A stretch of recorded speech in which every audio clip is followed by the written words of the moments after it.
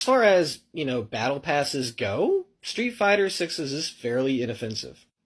But battle passes belong in free-to-play games. They charged full price for Street Fighter 6. Back in the day, everything in that battle pass would have been free if you just played the game.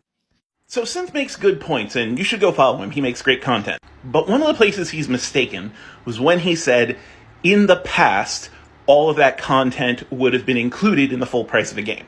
Because in actuality, no, it wouldn't, especially not in fighting games. From the inception of the genre, we have realized that for it to continually update with new characters and new modes and new features, there needs to be a steady drip of income. It can't just be one and done. That's why Street Fighter 2 had all of these versions. The top half of which basically all came out within a year of each other, and they were all costing full price. Back in the day, if you wanted more content in your game, you had to buy a whole new game at full price. And some of these were basically balance changes and a few characters. Some of them were just the ability to fight other characters in mirror matches. Full-priced games, the lot of them. Now, the last game to really use this model was the BlazBlue series, and Arx has found that their sales really dropped off with every subsequent release of BlazBlue.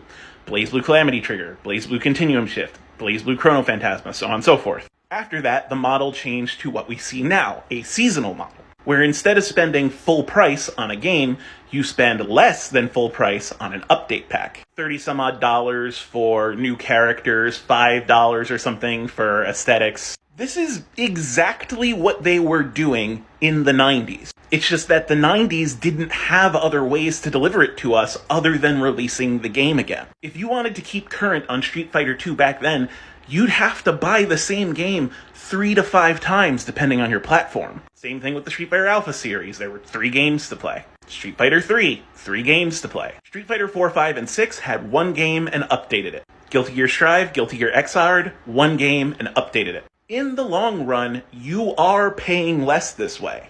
Plus, you have the option to pick and choose what content you want. In the old days, the new version of Street Fighter 2 ended up bundled with the Balance Pass. If you wanted to stay competitive, you needed to buy the new version with everything that it came with.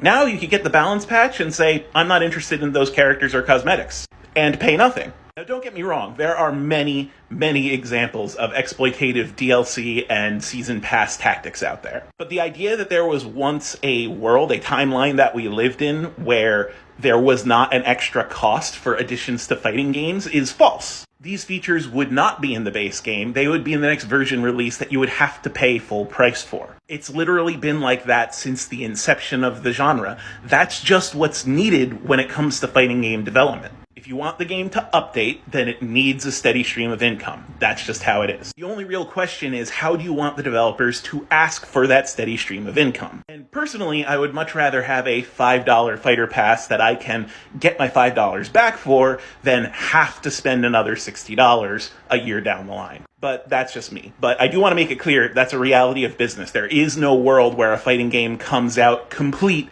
and then just never updates. In fact, the more obscure fighting games that did come out and never released a new version, they died. People didn't play them.